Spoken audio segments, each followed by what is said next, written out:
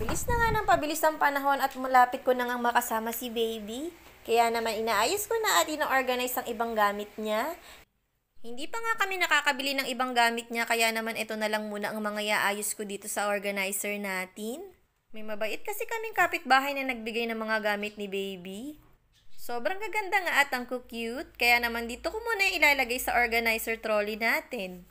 Wala pa nga rin kasi ako nabibiling drawer niya, kaya dito na lang yan muna sa may organizer trolley. Para naman sama-sama ang mga magiging gamit ni baby dito habang hindi ko pa siya totally naayos ng bonggang-bongga. At habang hindi pa nga rin ako kumpleto ang mga gamit niya, dito na muna yan sa organizer trolley na to habang hindi pa siya kumpleto. Marami-rami na nga rin itong mga gamit na ibinigay sa akin para kay baby pero sa tingin ko ay kulang pa nga rin ito. Natatandaan ko nga kasi na malakas talaga sa damit ang mga newborn babies dahil maya't maya nga ay palit ito. Kagaya na lang pag natagusan na ng diaper niya o kaya pag naglungad siya. Kaya naman kailangan talaga ay makaipon pa para madagdagan din ito. Lalaban ko pa nga rin pala ang mga ito kapag kumpleto na kaya dito ko na muna yung ilalagay.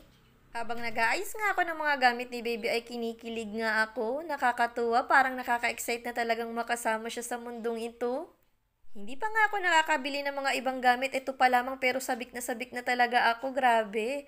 Shoutout nga pala sa kapitbahay ko. Salamat nga pala sa mga bigay mong gamit. Sobrang mapapakinabangan ko ito. Meron nga siyang binigay ng mga panlalaki at meron din pambabae. Hindi ko pa nga kasi alam ang gender ni baby kaya itatabi ko na lang muna itong parehas. Bukod sa mga damit niya ay binigyan niya na nga rin ako ng socks at mittens. Mga ilang piraso nga ay malaking tulong na nga rin talaga ito. Sobrang amaze na amaze talaga ako dahil ngayon na nga lang ulit ako nakahawak ng mga ganito kaliliit na gamit ng baby. Nakakatuwa pala talaga. Grabe, sobrang nakaka-excite talaga. Meron na nga rin pala itong kasama mga sombrero ng baby. Yung iba nga dyan ay meron pang kapartner na damit niya. Meron ding ilang pirasong bib. At eto na nga pala yung mga damit na pambabae. Ang cute nga rin.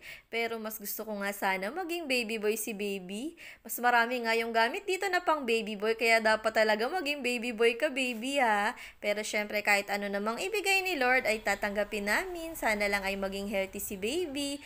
At grabe ang cute din talaga ng mga sombrero nito mga pang baby. At etong damit oh. Mas nakakatuwa din talaga ang bilan ng gamit ang mga baby girl ano.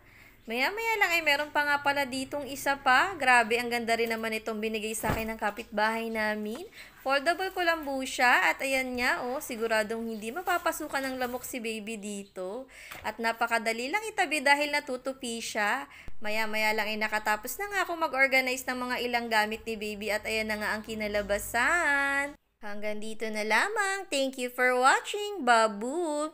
Mwah!